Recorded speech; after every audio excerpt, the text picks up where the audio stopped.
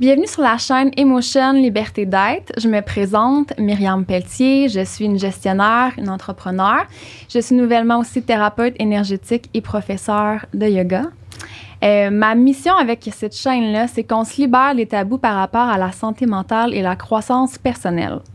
Je pense qu'en tant qu'être humain, on touche tous à la souffrance au moins une fois dans notre vie, sinon plus. Par contre, j'ai l'impression qu'on n'en parle peut-être pas suffisamment, ce qui fait en sorte qu'on se sent peut-être seul dans ce processus-là. Mon intention avec la chaîne, en fait, c'est d'aller à la rencontre d'invités qui vont venir se livrer de façon transparente, avec plein de vulnérabilité sur leur parcours, leurs défis et leur cheminement.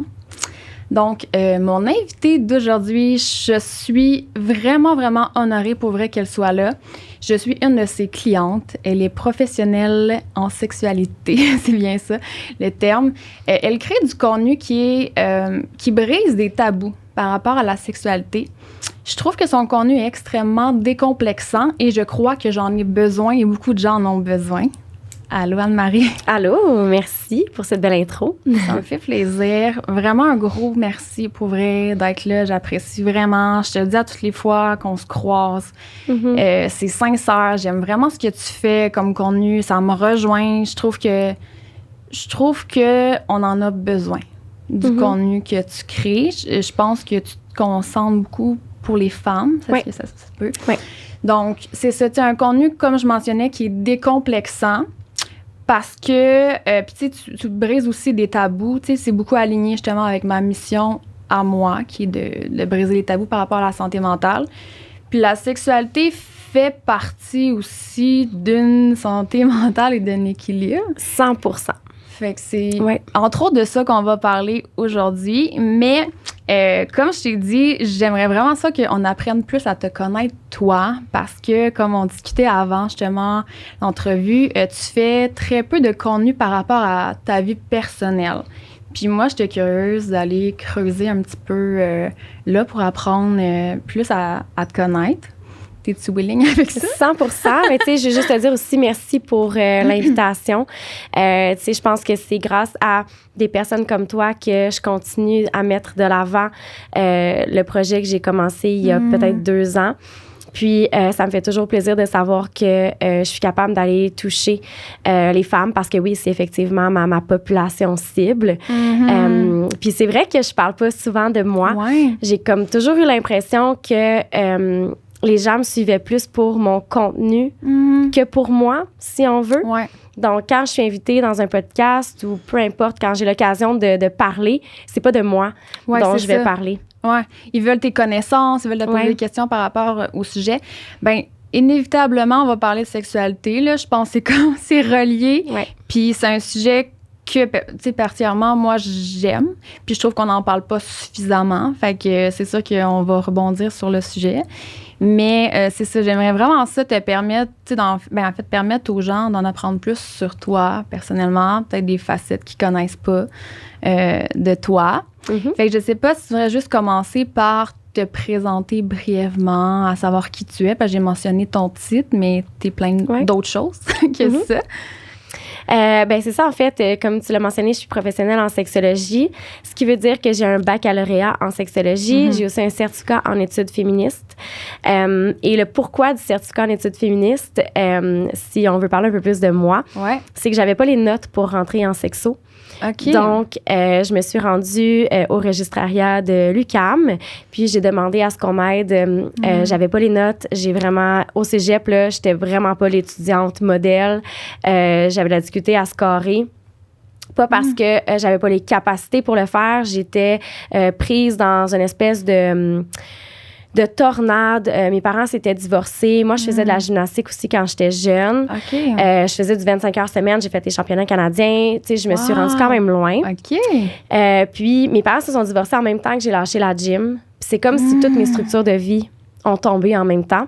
Okay. Et là, il y a eu la rentrée au cégep. Donc, le secondaire auquel j'étais depuis 7 ans, parce que j'ai fait mon primaire aussi dans le même établissement, mes 2 dernières années de primaire, là, tout est tombé en même temps. Donc, j'ai complètement foiré au cégep. Je dois avoir la cotère, je dois avoir dans les 22 de cotère, là, ça n'avait pas de sens, là, mon histoire. Donc, je m'en vais au registrariat de l'UQAM quelques années plus tard, après une pause d'études. Puis je dis, qu'est-ce que je dois faire pour rentrer en sexo? C'est mon rêve et je vais faire ce qu'il faut. Peu importe qu'est-ce que tu me dis de faire, je vais le faire. On me dit, tu t'en vas dans un certificat en études féministes. OK. Ah, c'est eux qui t'ont dit, qui t'ont comme conseillé. J'ai pas eu le choix, là. Ça te parlait pas nécessairement au début? Non. Puis finalement, je pense que ça t'a quand même parlé parce que ça a teinté un peu ton discours, là. 100%. Puis je suis tellement reconnaissante d'avoir pu passer par là. Tu sais, des fois, dans la vie, on a l'impression que on se doit heurter, on va se heurter à des espèces de défis qu'on n'a pas nécessairement envie de réaliser. Puis moi, ce que j'ai compris, c'est que tout ce que j'ai fait, même la pause d'études, même mon cégep difficile, peu importe, tout ça me sert aujourd'hui pour être la personne que je suis. Puis, je suis très reconnaissante d'avoir fait mon certificat en études féministes parce que ça vient teinter ma façon de voir les choses. Je pense qu'on a besoin d'avoir une vision qui est un petit peu plus féministe. Puis, c'est un mot qui fait peur, là, le féminisme. Ouais. Ben, ça fait peur surtout aux hommes, je pense. Mais j'ai en tête mon chum qu'à toutes les fois, j'y parle de ton contenu. Il dit « c'est féministe. » Puis je suis comme « Mais tu sais, pourquoi c'est perçu encore négativement, ça? » Mais en tout cas, moi, je trouve ça super intéressant. Puis c'est pas un sujet que j'aurais personnellement été plus loin, là, tu sais, en apprendre là-dessus. Mettons, le mot en soi m'interpellait pas vraiment. Puis comment tu l'amènes, ça me parle vraiment. Ben, c'est parce que ça m'a fait même chose de moi, là, quand on m'a dit ça, là, j'étais allée dans les stéréotypes, là, complètement. J'étais là, oh my God, je vais être avec une gang de filles avec pas de brassière, c'est bien dit. Pas de brassière, du poil en dessous des bras puis ses jambes. Puis pas que je juge les gens qui font ça, mais tu sais, j'étais dans les gros stéréotypes. Puis c'est pas ça. C'est pas ça du tout. Il y a autant de définitions du féminisme que des féministes. Je pense que dans le féminisme, il y a aussi toute la partie de la masculinité toxique. OK, c'est intéressant. Qui vient entacher la façon de voir les choses chez les hommes. Eux autres aussi, ils ont beaucoup d'anxiété de performance. Puis la masculinité, c'est quoi? Hein? Comment qu'on définit ça? Donc, je pense qu'on a tous et toutes à gagner à s'ouvrir. Par rapport à au féminisme, ou à l'égalité des sexes, disons-le comme ça. Tu vois, mais c'est intéressant à amener comme ça parce que ça met pas les hommes à l'écart. Je pense que c'est ça pour les hommes, ça peut peut-être être encore un préjugé d'être comme, on le sait, c'est comme la femme a le pouvoir, mais là, c'est comme rabaissant pour l'homme, mais c'est pas ça du tout, dans le fond. Oui, puis on veut pas le pouvoir, on veut simplement le partager, je pense. L'égalité, Oui, puis quand on dit féministe, c'est sûr que le mot exclut la masculinité. Donc là, on a l'impression que ça vient avantager toute personne ayant un vagin et se disant femme. Mais si ça nous avantage, ça va aussi avantager les gens qu'on côtoie. Donc, les hommes, tu sais. Inévitablement.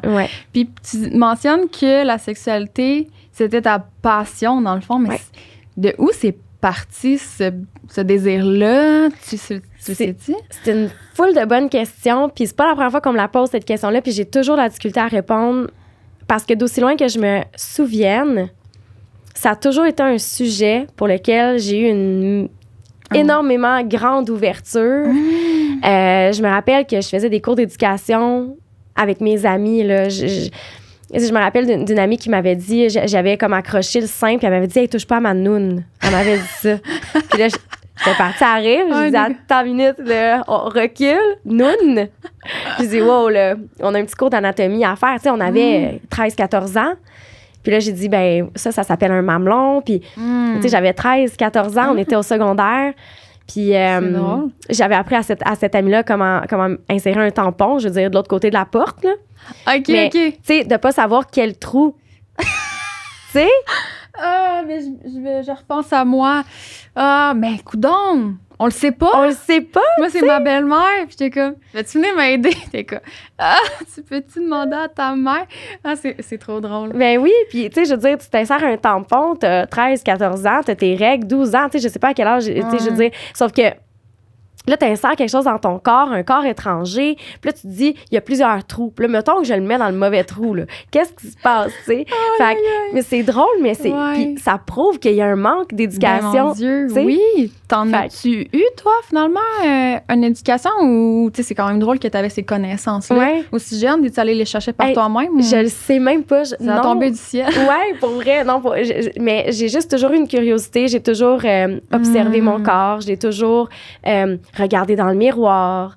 Mes parents ils me donnaient des livres. Il y avait un livre qui s'appelait... c'est Jocelyne...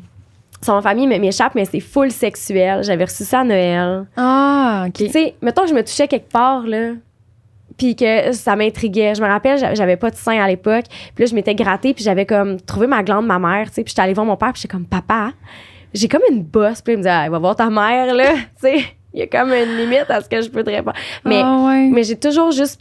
Je suis pas quelqu'un qui a des filtres dans la vie. Puis je pense que ça a été la même chose avec la sexualité, parce que pour moi, c'était...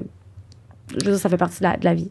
Ouais, c'est ça. Fait que t'étais super ouverte à en parler, puis t'étais comme curieuse par rapport à ce sujet-là. Fait que t'as comme été autodidacte là-dedans. Ouais. Puis c'est un beau jour, tu t'es dit, comme moi, c'est ça que je vais faire. Je vais aider les femmes. Je sais pas c'était quoi ta mission, ce que t'avais en tête là, à ce moment-là. Ben, au départ, là, quand je me suis inscrite au bac en sexo, je voulais être thérapeute de couple. Ah. Donc, mon objectif, c'était de parler d'amour, de réconcilier des gens, de montrer aux gens comment dater, comment flirter, séduire, tout ça. C'était vraiment mon dada. Ah, ouais. Bien, c'est ça, c'est que, dans le fond, en tant que, j'allais dire sexologue, en tout cas professionnel en sexologie, vous touchez aussi beaucoup la sphère relationnelle, je pense. Oui. C'est bien ça? Oui. C'est ça parce que ça, je pense pas tout le monde qui le sait, qu'une sexologue peut se permettre aussi de conseiller par rapport à différentes sphères. Tu sais, c'est pas que axé vraiment sur l'acte sexuel ou quoi que ce soit. J'imagine que tu conseilles beaucoup les gens aussi par rapport à leur perception d'eux-mêmes, leur intimité, leur niveau relationnel. Oui. Bien, c'est ça. Puis je pense qu'il y a encore beaucoup de préjugés sur la sexologie puis sur ce qu'on peut faire quand on a un bac en sexo. La sexualité, elle est vraiment au centre de notre vie. C'est notre identité. On se définit par notre sexe, notre genre. Puis on va dire, ben moi, je suis une femme. Moi, je suis un homme. Moi, je suis une personne non-binaire. Et je suis attirée par. Donc, mes pulsions sont dirigées vers. Donc, on va agir. Puis tous les matins, on se lève. Puis on va incarner un genre que souvent, il va être associé à notre sexe biologique. Mais il y en a pour qui c'est pas le cas. Mais ce qu'on incarne au quotidien, c'est notre identité. Puis notre identité part de notre sexualité. Wow, OK. Donc, la sexualité est vraiment au cœur de notre vie. Mon Dieu, ouais. Tu l'avais jamais vu de même? Non, vraiment pas. Puis je trouve ça intéressant parce que il y a pas si longtemps, moi aussi, j'aurais jamais pensé nécessairement aller voir une sexologue parce que c'est comme... Comment dire? C'est comme avouer, que j'ai des problèmes avec ma sexualité. C'était limité à ça, mais je voyais pas tout ce que ça englobait, tu sais. Puis ma vision a vraiment changé justement en écoutant ton contenu, là. Puis en continuant comme mon développement personnel, je me suis rendu compte que c'était vraiment au-delà de ça. Puis j'écoute aussi l'émission Si on s'aimait. Oui.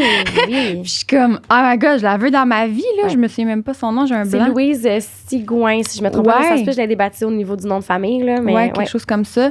Puis, ben non, tu sais, ça permet tellement d'apprendre à se connaître, là. Je veux dire, de comment on fonctionne avec quelqu'un d'autre. Je trouve ça vraiment intéressant, pour vrai. Puis là, je serais super willing d'aller voir une sexologue, là. Ben oui, c'est de se comprendre dans son essence, tu sais. Puis on est des êtres d'interaction. Puis c'est pas quelque chose qu'on nous apprend d'emblée. On nous dit juste, ben interagissez. Tombez en amour, faites du sexe, faites... Tu sais, fait en tant qu'être humain, c'est tellement complexe en plus. On a des filtres, on a des programmations, tout ça. Je pense que avoir une école d'interaction, ça serait pas une mauvaise chose dans le sens où... Ben, je suis d'accord. C'est là que je m'en allais. Justement, tu sais, on n'est pas équipé, genre, on n'est pas outillé, je trouve, par rapport au développement personnel ou, tu sais, comme la base, là, apprendre à me connaître, apprendre à me respecter comme personne, à m'aimer. Tu sais, c'est la base pour être capable d'être bien avec soi-même puis d'interagir aussi avec une autre personne. Puis, tu sais, si t'as pas fait ce cheminement-là, ben tes relations vont être plus comme difficiles. Puis ça, je trouve ça dommage, justement, qu'on n'a pas ça dans notre éducation. Tu sais, faut aller chercher les outils, là. Ça ne tombe pas du ciel, là. En tout cas, pas dans mon temps, moi, là. Je sais pas si ça a évolué, mais... Puis, tu sais, l'affaire, c'est que c'est difficile d'aller chercher des outils quand tu sais pas lesquels faut que tu ailles chercher. Oui, c'est ça. Fait que là, c'est vraiment difficile. Puis, tu sais, comme tu dis, j'ai eu comme un exemple qui m'est monté en tête d'une cliente. Tu sais, tu disais, il faut apprendre à se connaître pour interagir et tout ça. J'ai une cliente, moi, récemment, pas récemment, ça fait quelques mois que je la suis. Puis, on a comme redéfini ses objectifs là, au fur et à mesure. Mais quand elle est arrivée devant moi, elle me disait, moi, je suis une personne qui n'a pas d'émotion. J'en ai juste pas d'émotion. Je peux y en donner une coupe parce que moi, j'en vis plusieurs par jour, par minute. Moi aussi, à la seconde. Et ça y va, là, vraiment en intensité. Donc, mais c'est ça, tu sais, puis ben, moi aussi, là, quand j'entends ça, je me dis, mais à la minute, de quoi tu vis pas des émotions, là? Peux-tu m'apprendre comment? Parce que... Fait, mais c'est ça, je pense que quand elle m'est arrivée puis qu'elle m'a mentionné ça, je lui ai dit, c'est impossible. Bon, il y a des gens qui sont sur le spectre de l'autisme. Bon, il y a plusieurs choses qui peuvent faire en sorte qu'une personne peut ne pas ressentir ses émotions, mais là, on n'était pas là-dedans du tout. Ouais. Puis j'ai dit, mais non, t'en as, c'est juste que t'es vraiment bonne pour les réprimer, les mettre de côté. Mais là, le but aussi de cette personne-là, c'était d'être capable de rencontrer une personne pour elle. Ben, depuis des mois, on travaille sur la reconnaissance de ses émotions, de ses propres limites. Puis là, on commence à penser à aller dater. Une étape à la fois. Ouais. Faut se connaître. Si tu connais pas tes émotions, puis après ça, ce qui arrive, c'est que tu te retrouves dans des situations, tu sais, elle a peur de dater. Elle se dit, OK, qu'est-ce qui arrive si je suis pas bien avec la personne? Ben maintenant, tu sais, tu as des repères. Elle ressent ses émotions. D'être connecté avec soi aussi, c'est pas si facile que ça. Exact. Oui, je comprends. Puis, tu sais, comme tu le sais, Anne-Marie, moi, ici, sur ma chaîne, je veux parler de santé mentale, mais entre autres de développement personnel, tu sais. Puis, évidemment, je suis ton contenu, là, genre, je suis fan. Puis, j'étais allée fouiller un peu sur YouTube et tout ça pour voir tes anciennes entrevues. Puis, dans un podcast avec les Side Chicks, Génération Side Chicks, Side Chicks. T'as abordé un sujet par rapport à une opération. Puis j'aimerais ça qu'on retourne un peu là. Je sais pas si tu veux comme introduire un peu. Oui, bien, dans le fond, je me rappelle plus pourquoi on avait parlé de ça. C'est un podcast dans lequel on parlait de la sexualité, justement, des personnes qui ont un vagin. Puis on me demandait, je pense qu'on me demandait, c'est quoi la question qu'on me pose le plus souvent? Puis il n'y a pas une question en particulier, mais c'est la formulation de la question. Suis-je normale si telle affaire? Ouais. Puis les femmes, en général... On se pose beaucoup de questions à savoir si on est normal au niveau de notre anatomie. Alors, on est constamment en train de se juger, de se critiquer, se comparer. Pourquoi on cherche? Ben ouais, moi, ça me fend, là. Genre, ça me fâche, ça. Puis en même temps, je suis pareille, là. Je veux dire, comme quelqu'un qui me dirait, ah, t'es normal, ça me rassure. Puis des fois, mon chum, il me niaise, il me dit, t'es pas normal. Puis je suis comme, ça vient me troubler. Mais c'est quoi ce besoin-là, tu sais, de comme, ça vient d'où, là, le besoin de se sentir normal? Puis c'est quoi la normalité, comme en même temps, là, je veux dire? Bien, je pense que justement, la première question à se poser, c'est, si tu te poses la question de savoir si t'es normal, comment est-ce que tu définis la normalité? Puis je pense que c'est quand même normal en tant qu'être humain de vouloir fitter. C'est vraiment essentialiste là, ce que je vais dire, mais tu sais, à la base, on n'était pas sédentaire, on était nomade, on se promenait, on se déplaçait, il fallait survivre. T'es plus fort en groupe et si t'es délaissé par le groupe, ben tu vas pas survivre parce que t'auras pas la force du groupe pour te battre, pour te nourrir. Donc, les êtres humains, on veut fitter avec les autres. On veut faire partie, on veut pas être laissé de côté. Donc, si on n'est pas normal, entre guillemets, ben on risque essentiellement de se faire délaisser par le groupe. Ouais. Donc, la peur du rejet. L'abandon. Ouais. Mais en même temps, chercher à être normal, des fois, ça peut faire en sorte qu'on s'éloigne un peu peut-être de la personne qu'on est. Parce que, tu sais, si les discours qu'on entend, puis des gens autour de nous, ou de la société, est vraiment linéaire ou comme conventionnel, puis que moi, ma façon de penser est pas comme ça, je fais quoi? Tu sais, genre, j'adhère à ça quand c'est pas ma perception à moi. Bref. Mais je pense que du moment que...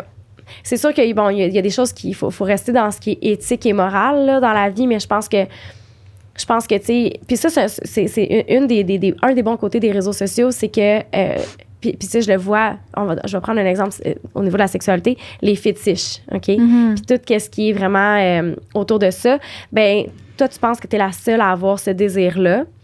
Tu t'en vas sur Internet, les réseaux, puis là, tu te rends compte que, tabarouette, vous êtes une maudite gang à avoir ce désir-là, tu sais. Fait que je pense qu'il faut arrêter. Si tu ne fites pas dans un groupe, il y en a un autre qui va être capable de t'accueillir à bras ouverts, tu sais. Ouais.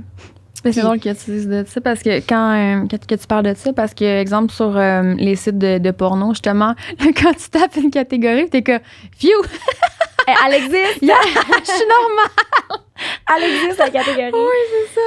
Ben oui. Oh my God. Puis, tu sais, je pense que une autre chose aussi au niveau de la sexualité puis de la normalité, c'est que on n'a tellement pas de repères, à part la porno, qui nous impose des standards. C'est ça. Que là, on se dit, ben là, attends une minute, là, la seule place où je peux me comparer m'impose des standards, donc m'impose une normalité. Puis là, moi, je ne suis pas dans cette normalité-là.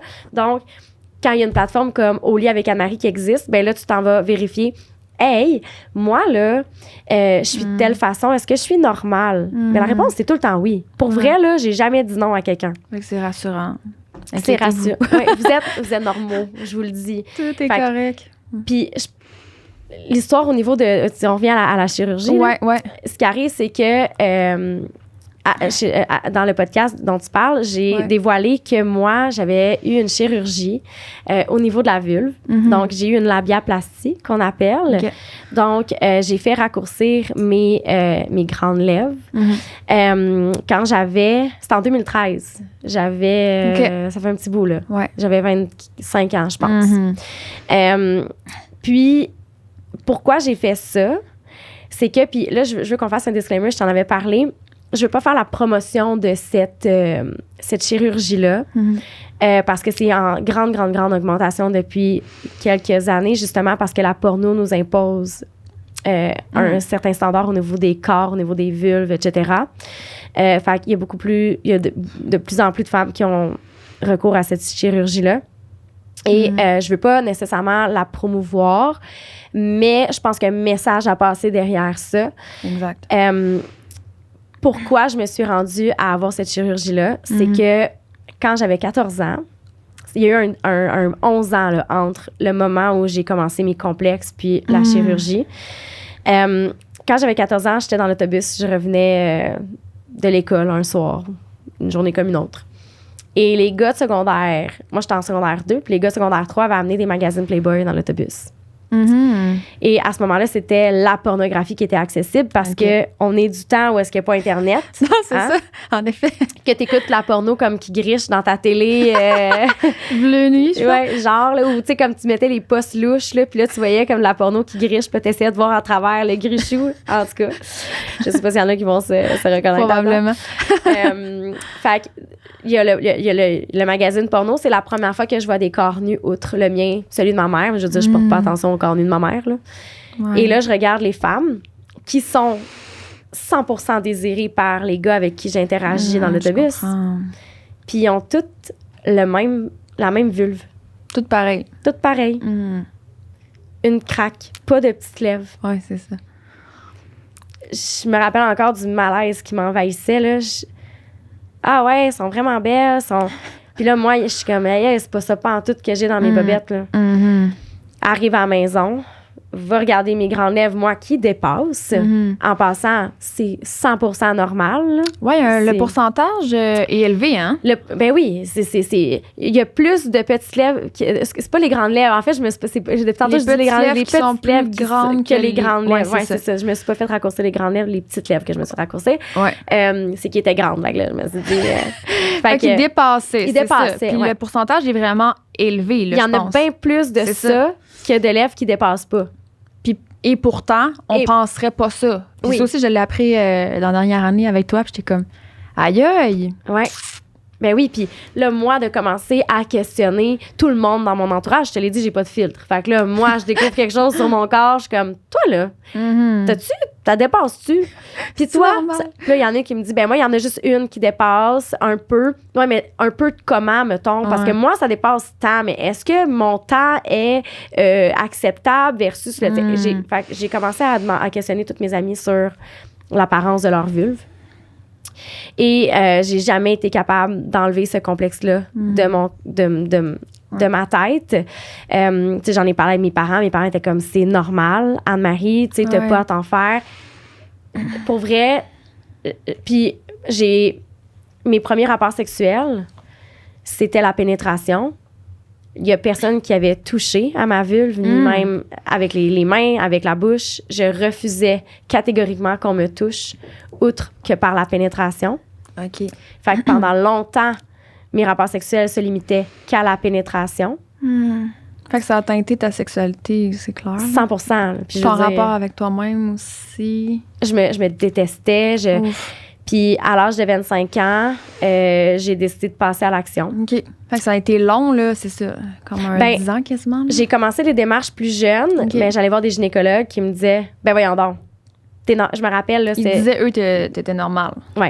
Puis il y a l'assurance maladie qui va couvrir certaines opérations parce qu'il y a des personnes pour qui c'est vraiment intense, puis ça dépasse plus, puis ça devient inconfortable, puis ça crée des douleurs. Donc, on va couvrir la chirurgie. OK.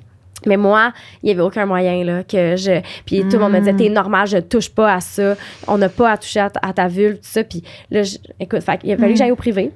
Okay. Puis même quand je suis arrivée au privé, je me rappelle, le médecin, j'ai descendu mon pantalon, il a fait « Ah! Ben là, qu'est-ce que tu veux que j'opère? » Tu sais, puis j'étais comme « Tu trouves un bout de peau à enlever, là, tu m'arranges ça, là, tu sais. » Puis je l'ai faite. Puis je te l'ai dit tantôt, tu sais, si on me reposait la question, est-ce que je le referais? La réponse, c'est oui, parce que moi, personnellement, ça a changé complètement ma sexualité. Oui, c'est ça, je comprends. La fille avant l'opération puis la fille après l'opération, on parle de deux mondes complètement différents. OK. Ouais. Mais non, mais c'est super intéressant, mais peut-être que justement, si à ce moment-là, tu n'aurais pas tombé sur ces revues-là ou si tu aurais eu une éducation autre que axée sur plus le porno, ben ça aurait été différent. Mais 100%. Là, ton éducation a fait en sorte que tu as cru que tu n'étais pas normal, tu sais. Ouais. Puis encore là, de nos jours, je sais pas à quel point y a-t-il vraiment des outils, tu sais, qui sont comme plus développés maintenant, accessibles pour les plus jeunes à l'école. Pas vraiment. Pas vraiment, un peu d'évolution vraiment par rapport à ça. Là. Ben, c'est la sexualité des femmes, des personnes qui ont un vagin, elle est très tabou. On commence à parler du clitoris, on commence à savoir qu'il mesure entre 10 et 15 cm. J'essaie, moi, d'en parler. Puis c'est pour ça que j'ai accepté d'en parler parce que bien que je dise que je le referais, si à la base, si j'avais jamais vu ce magazine-là, j'aurais jamais eu ce complexe-là. Non, c'est ça. Puis c'était pas représentatif. Exact. On n'en voit pas suffisamment, en fait, peut-être de vulves représentatives de qu'est-ce que c'est réellement. Là. Parce que, tu sais, si moi, je veux voir une vulve, je vais regarder de la porn, puis c'est ce qu'on y voit. Fait que va falloir... Mon prochain projet, quoi! Peindre des vulves, tapisser les murs. Mais il y en a qui le font, tu sais. Il y a une page Instagram qui s'appelle The Vulva Gallery. Nice! Elle peint des portraits de vulves. OK. Puis il y en a vraiment de toutes les sortes. Puis je pense qu'il faut vraiment qu'on s'habitue à s'exposer à ce genre de diversité-là parce que c'est pas vrai que les petites lèvres dépassent pas. Il y en a qui en ont pas, il y en a qui en ont beaucoup, il y en a qui... Mais tu sais, je pense que c'est pas normal qu'on en soit toutes là à se mutiler littéralement la vulve pour fitter dans des... Tu sais, je veux dire, veux-tu qu'on parle de la diversité des pénis puis des testicules pendant un instant? Non, c'est clair, ben oui. Hein? Il y en a de toutes les sortes, c'est correct. Toutes les grandeurs, les grosseurs, les longueurs, les types de couleurs, garde là. La forme, le crochet par là, le crochet par là. Je veux dire, il y en a de la diversité aussi. C'est juste que on a rendu le corps des femmes. On a objectifié le corps des femmes, puis on veut le rendre parfait. Puis il y a aussi là-dedans le poil. Avant, on acceptait le poil, donc on voyait pas les petites lèvres qui dépassent. Ah, OK, Maintenant, on exige à ce que le poil ne soit pas... on n'ait plus de poil, mais là, on le voit. Ah, OK. C'est ça que ça l'a amené aussi. Puis dans le fond, tu dis que ça a vraiment drastiquement changé ton rapport à la sexualité. Mais là, je vais pas rentrer trop deep dans ton intimité, mais tu sais, c'est comme une question crunchy. Quand tu parles à une sexologue, tu te demandes tout le temps... elle, sa sexualité, Ouais. tu sais, c'est quoi sa relation comme... je sais pas si t'es comme à l'aise d'en parler. Ça ressemble à quoi ta relation avec la sexualité? Puis à ce moment-là, tu le mentionnes, t'as été très longtemps complexée. Donc, j'imagine que c'était pas la période que t'étais le plus émancipée. J'ai toujours été très à l'aise avec mes partenaires. Je suis hétérosexuelle. Fait que j'avais des partenaires des hommes. J'ai toujours été très à l'aise avec eux. Tu sais, j'ai toujours été très exploratrice, mais on ne pouvait pas nécessairement, moi, m'explorer. C'est beaucoup la pénétration, donc j'étais beaucoup axée sur le plaisir de mes partenaires. Jusqu'au jour où je me fasse opérer. Là, je me suis permis de recevoir davantage, puis à ce moment-là, j'ai commencé à avoir du plaisir. Vraiment, du plaisir. Puis je pense que ça aussi, c'est un message à passer, c'est que c'est correct de vouloir recevoir. On est là pour soi. On a un rapport sexuel, c'est pour en profiter ensemble. Puis ça, c'est une chose, c'est que je vais prôner l'épanouissement sexuel, la découverte de soi, la communication. Pour moi, c'est important de walk the talk. Ouais, c'est ça. Je comprends qu'est-ce que tu veux dire. Tu suis tes conseils, finalement. Ouais. Puis la notion de plaisir, ben souvent, on l'oublie. Mais tu sais, peut-être pas nécessairement dans la sexualité, mais dans la vie en général, là, si je fais référence un peu à moi, tu sais, c'est comme des fois, on est trop dans les responsabilités, les obligations, puis c'est comme, on n'est plus des enfants, là, fait que c'est comme si ça devient un peu secondaire.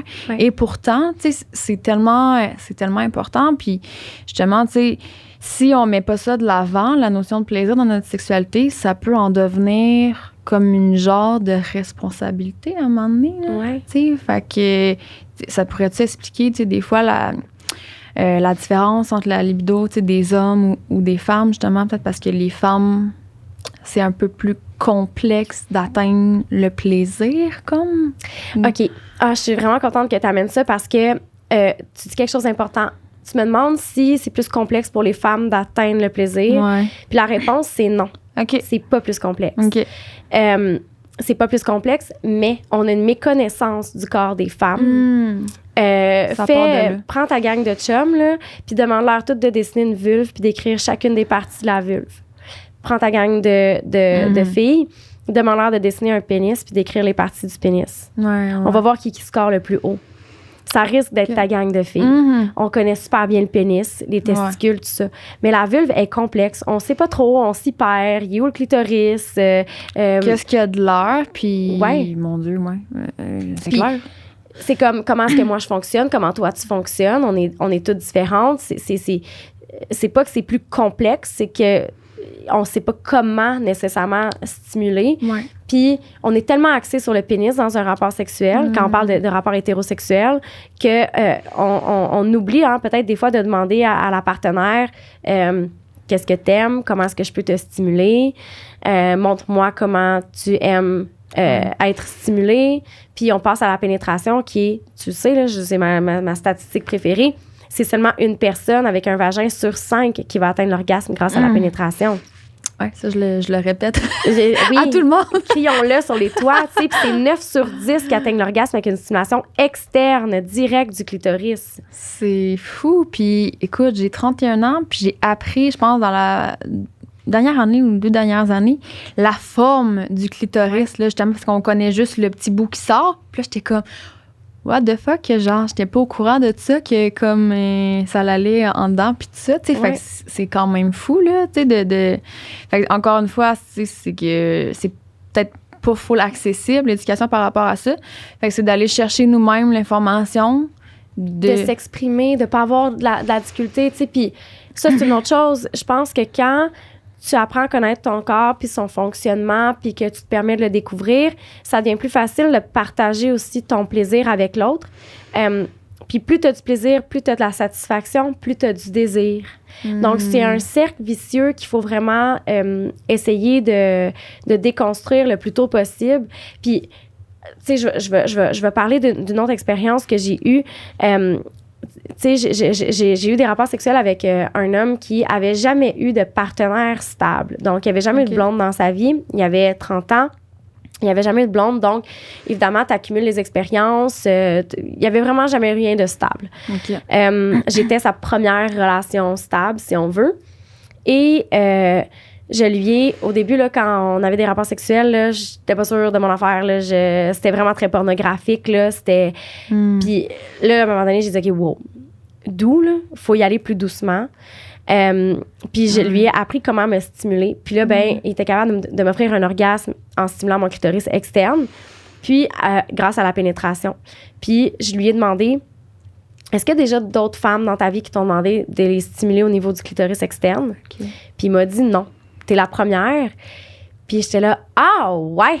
Puis il était comme, ouais, puis il était comme, je trouve ça vraiment cool que toi, t'as comme 2 endroits où tu peux atteindre l'orgasme. Mais je suis comme, c'est le même pour tout le monde.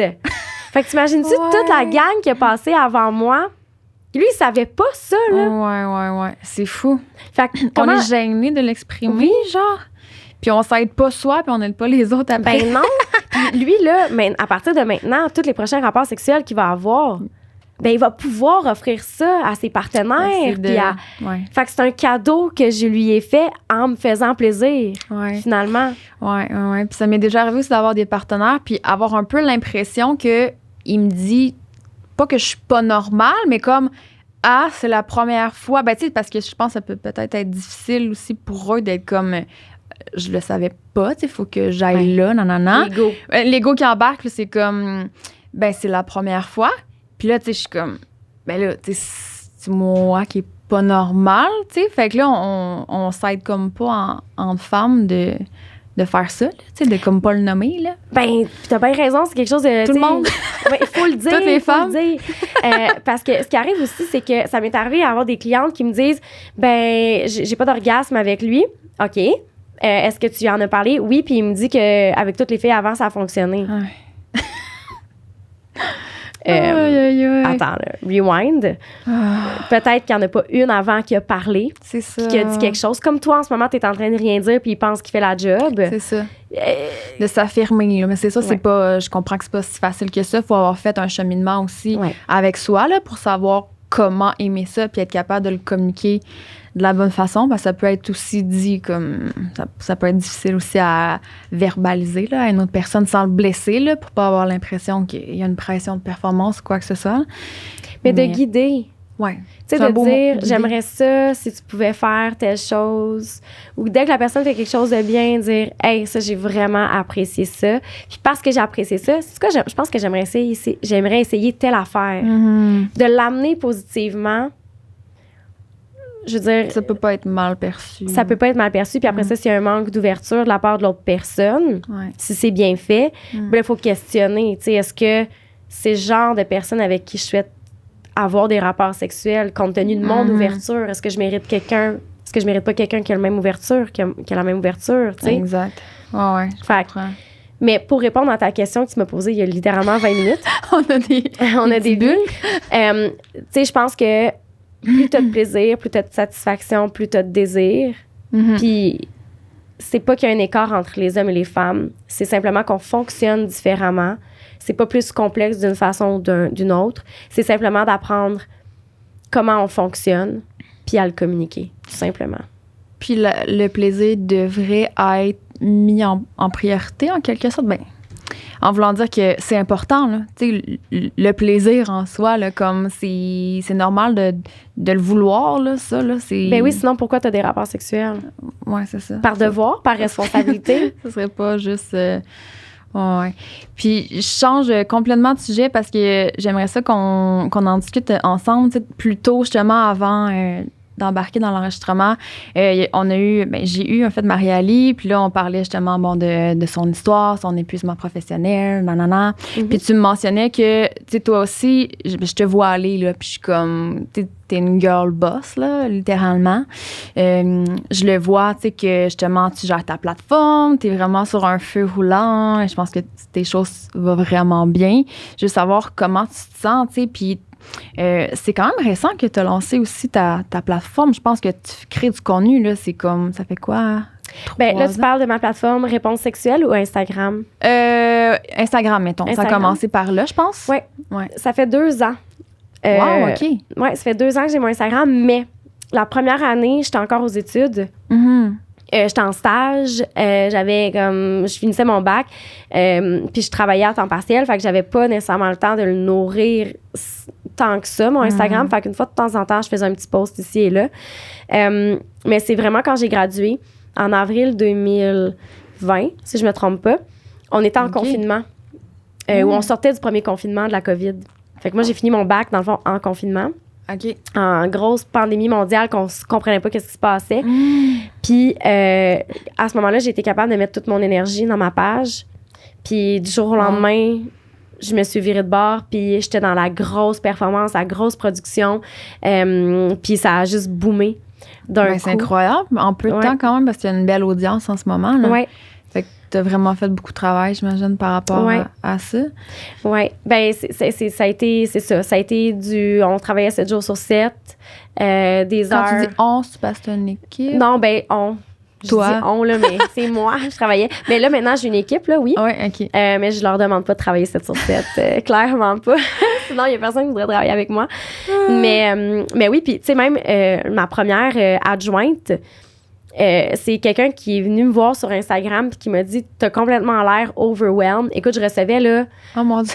Je me recevais comme genre 150 DM par jour. C'était la folie. Puis j'y avais dit, j'en reçois vraiment beaucoup de DM. Puis elle m'avait dit, ouais, je vais te gérer ça. Puis quand elle est rentrée dans mon compte, elle m'a dit, je m'attendais à beaucoup, mais je m'attendais pas à ça. Wow! Fait que, il y a clairement un besoin. Fait que c'est positif, mais ça t'a créé beaucoup de travail. Là, ça m'a créé beaucoup de travail. Puis justement, on en parlait, tu sais, Marie-Ali... récemment, elle a fait une pause sur son entreprise. Puis, je pense que les gens réalisent pas. Ils consomment notre contenu sur Instagram. Ça a l'air de 2-3 stories. Tu fais ça dans ta journée, tout ça. Mais il y a tellement de production. Tu sais, là, je veux dire, tu travailles là-dedans, toi aussi. Il y a beaucoup de travail en arrière avant d'être capable d'arriver à quelque chose. Oui, puis les gens, ils pensent que, mettons, Au lit avec Anne-Marie, c'est juste une page, mais... Il y a tellement de choses en arrière que vous voyez pas, tu sais, la rédaction d'articles, se préparer pour des podcasts. Puis moi, quand je vais à quelque part, je me prépare tout le temps plus que pas assez. Donc, il y a beaucoup de culture de performance en arrière de tout ça. Puis je pense que pour être vivante aussi sur les réseaux sociaux, ça prend un peu ça.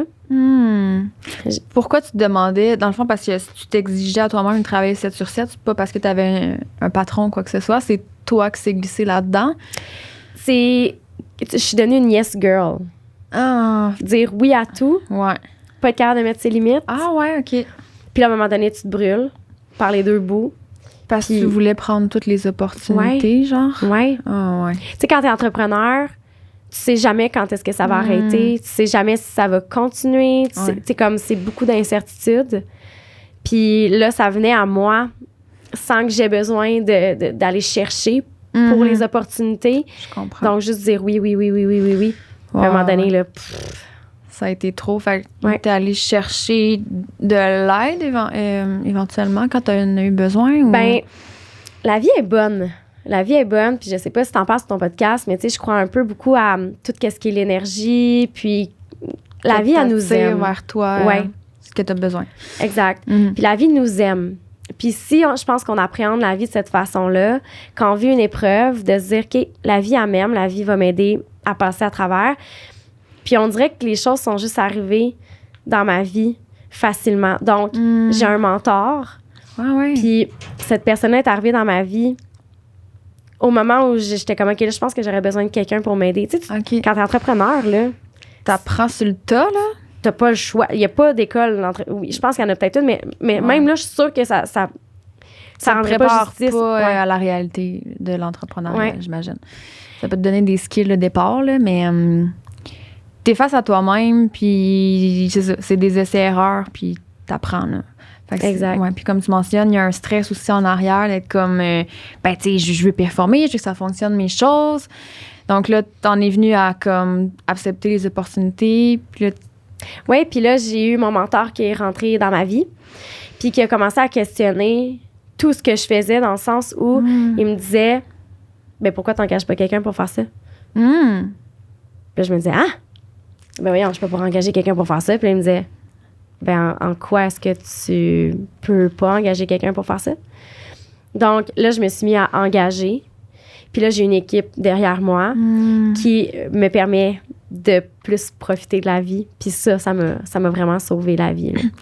Oh mon Dieu, félicitations, vraiment. Ouais, mais c'est cool d'en être arrivé là, finalement, d'aller comme chercher des supports puis tout ça.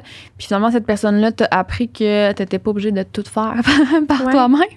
Oui, ben tu sais, tu sais, là, je sais que t'étais dans mon accompagnement mensuel. C'est un vidéo qui sort chaque semaine, donc une formation, un workshop. Puis, tu sais, c'est des workshops que je fais de quand même quasiment 1 heure à chaque fois. Bien, 1 heure de contenu, comme là, on jase, tu sais, mais 1 heure de contenu où je dois enseigner, je dois éduquer, je dois trouver des exemples pertinents, des outils, tout ça, c'est long à monter. Plus j'ai des consultations avec des clientes, plus j'ai des contrats avec des compagnies pour qui je produis du contenu, pour qui j'ai écrit des articles. J'ai des chroniques à la radio toutes les semaines. Tu sais, il y a plein de choses autour de ça. Puis c'est moi qui faisais tous mes workshops. Puis là, à un moment donné, il me dit, je comprends pas. T'as pas du monde en sexo autour de toi qui peuvent faire tes ateliers? Oh, ah ouais. Puis je suis comme, ben là, non. Voyons, je veux dire, c'est... Puis là, il me disait, oui. Ah ouais, je peux faire ça. Ben, mais-en que tu peux faire ça, tu sais. C'est comme si de déléguer, ça fait peur. Ouais. Tu te dis comme, est-ce que... Puis là, je me suis posé la question, est-ce que je suis paresseuse? Est-ce que je suis en train de devenir paresseuse? Tout ça qui rentre en ligne de compte. Est-ce que la performance, c'est quelque chose quand même qui semble être important pour toi? Ben, en tout cas, c'est comme ça que je le perçois parce que moi, je suis comme... À quel point t'es sacoche, honnêtement. Non, mais pour comme dans la qualité de ton contenu puis comment tu communiques, je suis comme... Ah, fait chier, là. Ouais, vraiment. Je suis comme, es-tu humaine? Mais tu sais, j'imagine, c'est ça, comme tu mentionnes, il y a une préparation aussi en arrière. Tu te mets une pression aussi de livrer quelque chose? Oui. Puis merci là, de me dire ça. Je peux sincère. vous garantir que je suis humaine. Mon adjointe pourrait vous le dire. Non, mais vraiment, tu sais, puis je suis la personne la moins organisée sur la planète Terre. J'ai peut-être l'air d'être organisée. Je suis complètement pas disciplinée. Je suis vraiment all over the place. Mais tu sais, oui, je pense que quand je livre quelque chose, pour moi, c'est vraiment important. Puis je pense que c'est naturel. Tu sais, tu me dis, est-ce que c'est quelque chose, tu sais, que tu tombes naturellement dedans? Oui, mais je le savais pas. Jusqu'à temps que j'essaie d'engager du monde, que j'ai du monde en entrevue, que je vois ce que le monde font, puis je suis comme, OK, dans le fond, ce que je fais, c'est quand même nice. Là, puis je dis ça humblement dans le sens où je pense que je réalisais pas à quel point je me mettais de la pression, tu sais. Fait que, mais oui, la pression de performance, je pense qu'elle fait partie de nos vies, à tout le monde. J'en connais pas ben qui en ont pas. Tu sais, je pense à certains niveaux. C'est par rapport aussi, j'imagine, à notre éducation. Tu mentionnais tantôt, tu avais fait de la gym, c'est ça? Ça rentre un peu, j'imagine, là-dedans, là, la performance, une certaine rigidité, comme... Peut-être que ça vient de là. Très jeune, mais comme la société valorise aussi ça. Fait que c'est difficile de passer à côté puis pas trop s'en mettre, mais tu sais, je pense que c'est important de se rappeler qu'on est tous humains, là. C'est comme on se gère un peu comme des machines souvent, là, tu sais, je pense que je relate vraiment par rapport à ça, là, parce que moi, j'étais beaucoup dans le faire, les accomplissements puis tout ça, mais tu sais, de se rappeler justement que on est humain, tu sais, puis il n'y a pas de perfection. C'est quoi la perfection, là, tu sais? Non, puis ça, c'est tu me dis, t'es sa coche, tout ça, mais si tu me suis, tu sais, mes ateliers sont pas parfaits. Tu sais, je veux dire, je fais pas de montage là, dans mes ateliers, puis je le dis, des fois, je suis comme, OK, là, il y a un petit bug, c'est pas grave, on repart, puis tout ça. Tu sais, j'essaie de décrocher de ça parce qu'à la fin de la journée, tu es pas un robot non plus qui t'explique le contenu. C'est pas attachant, un robot. Non, c'est ça. Mais c'est vrai, je t'ai vu en live aussi, puis tu gères vraiment bien ça, là, justement, t'es en live, tu sais jamais qu'est-ce qui peut arriver, là. Je me souviens pas, c'était justement un live dans le Wonder Squad, puis là, c'était tes chiens, je pense que... C'est ça, t'es comme, excusez, tu sais, genre, tu riais, tu prenais ça à la légère, mais tu sais, c'est ça, je pense que c'est important de se le rappeler, justement, qu'on est humain, puis moi, personnellement, je vais beaucoup plus m'attacher, justement, à la personne comme ça, parce que c'est ça, on est humain, là, puis, tu sais, les petites affaires qui arrivent comme ça, ça rend juste ça plus attachant. Je le pense aussi. Mais tu sais, je pense qu'au début, quand tu commences un projet ou quelque chose, tu te mets tellement une pression, tu te dis que si c'est pas... Puis ça, c'est un conseil que je peux donner à n'importe qui dans la vie. Si tu as un rêve, premièrement, il y a plusieurs portes pour accéder à ce rêve-là. J'ai fait un certificat en études féministes que j'avais vraiment pas le goût de faire. Puis aujourd'hui, j'ai plus apprécié mon certificat en études féministes que j'ai apprécié le bac en sexo, là, c'est pour te dire. Ah ouais, wow. Fait que je suis rentrée par la porte de côté, tu sais. Puis si je n'étais pas acceptée, il fallait que j'aie des bonnes notes, là. C'est contingenté, la sexo.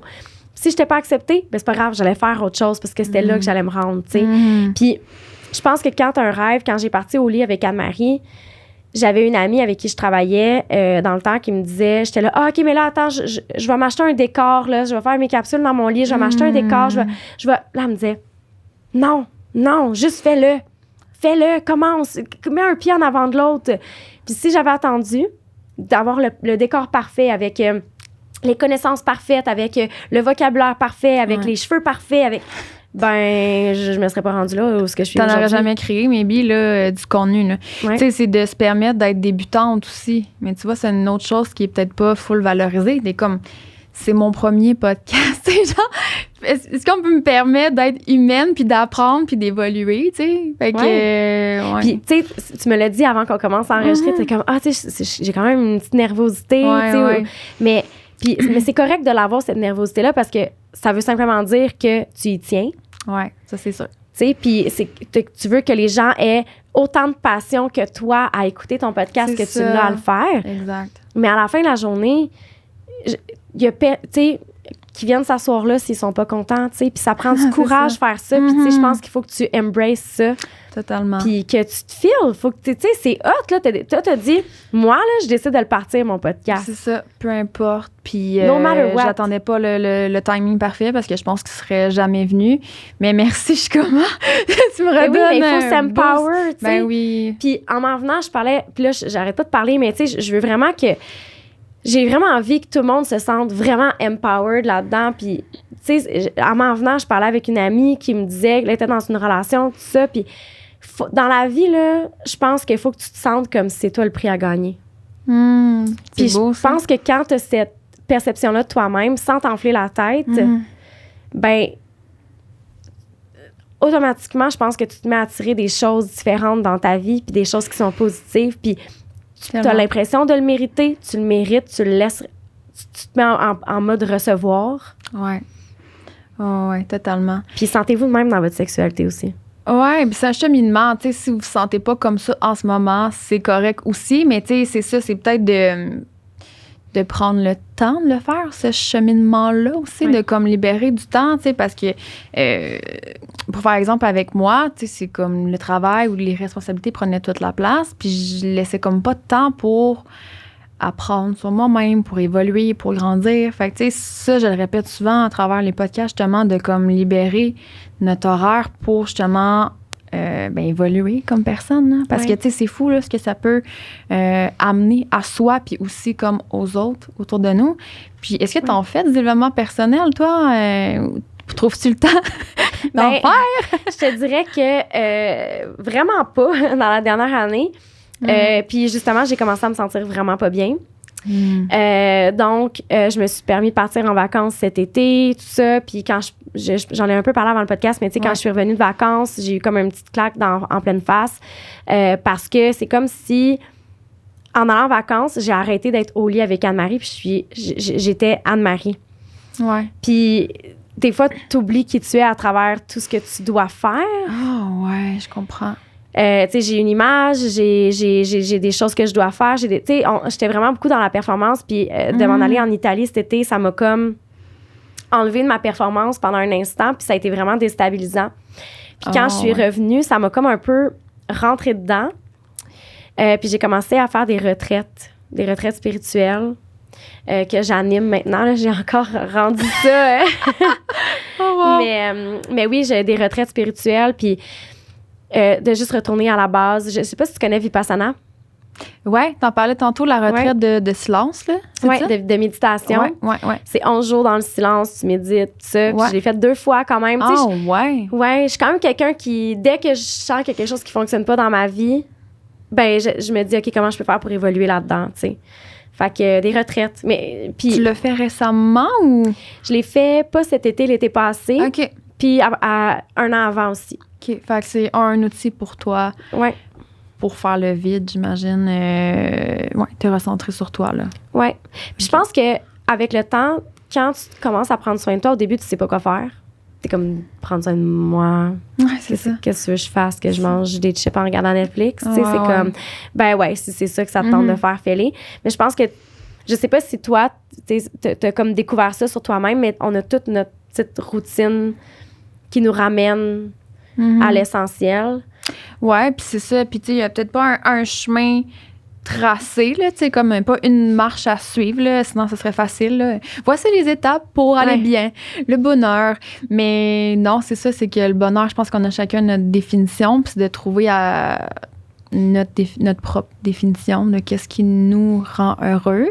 Puis souvent, étant beaucoup dans le faire, les accomplissements, on pense qu'on doit faire des choses pour être bien puis pour atteindre un certain bonheur. Mais c'est aussi beaucoup ce que la société nous dit, là. Tu sais, je veux dire, le marketing est beaucoup axé là-dessus, à devoir acquérir comme des affaires pour être bien, pour être quelqu'un.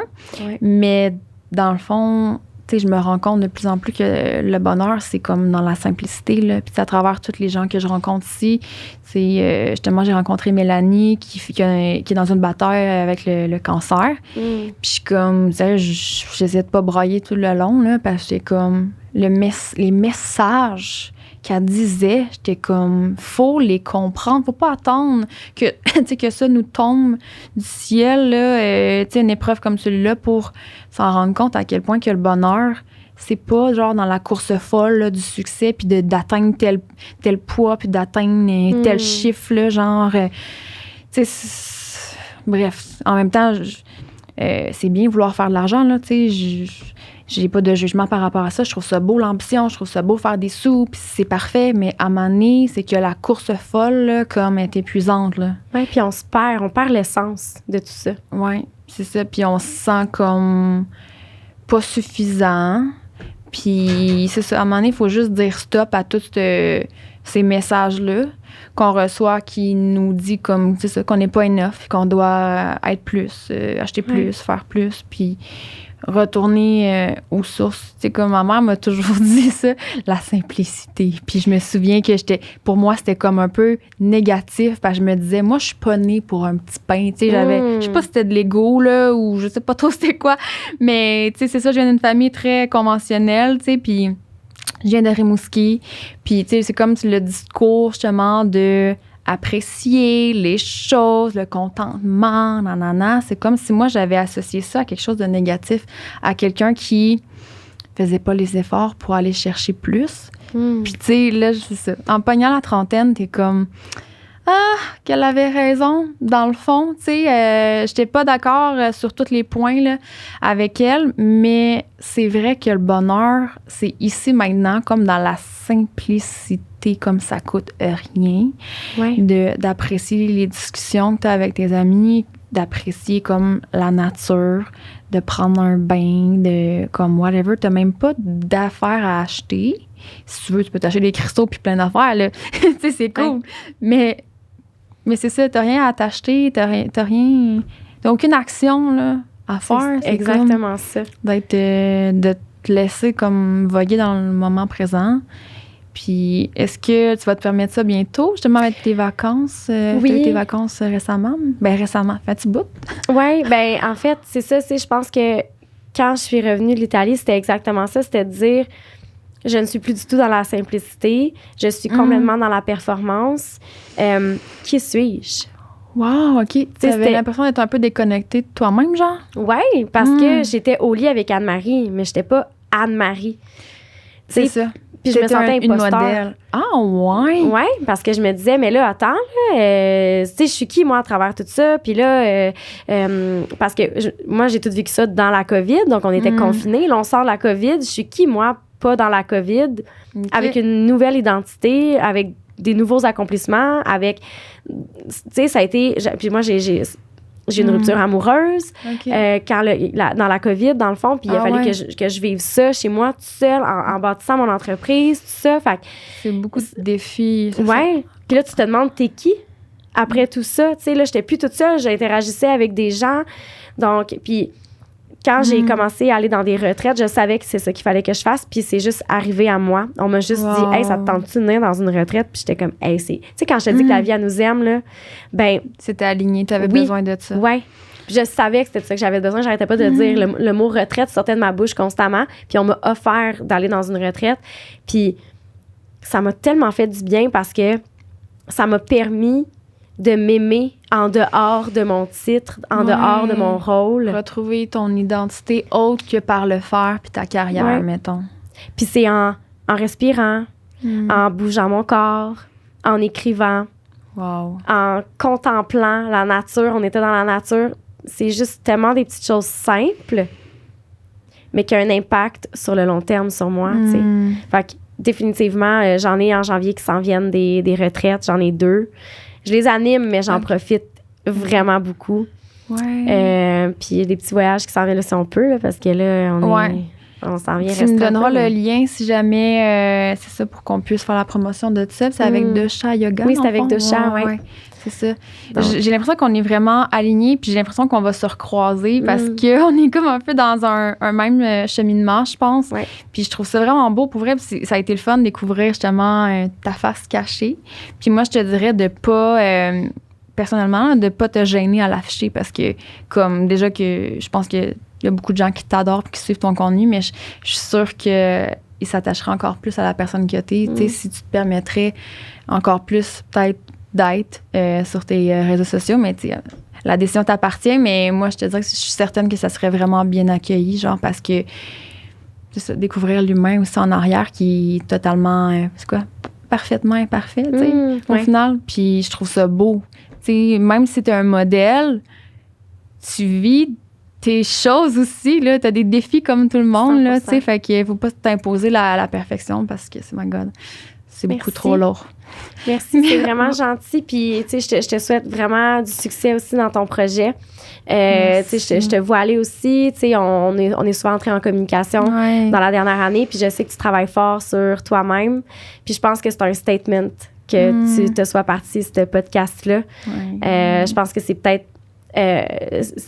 t'en es rendu là. Je pense que t'as comme recueilli les outils que t'avais de besoin. Ouais, exactement. Puis là, c'est juste comme... C'est là que t'es rendu. Puis je te lève mon chapeau d'avoir parti ce projet-là. Merci. Ça me touche vraiment. Un gros merci pour ta transparence, pour vrai. Puis j'aurais continué durant genre fucking longtemps, mais on doit conclure. Mais j'apprécie vraiment tous tes mots, pour vrai. Puis je suis sûre qu'on va se recroiser bientôt. Yes, certainement. Merci. Merci.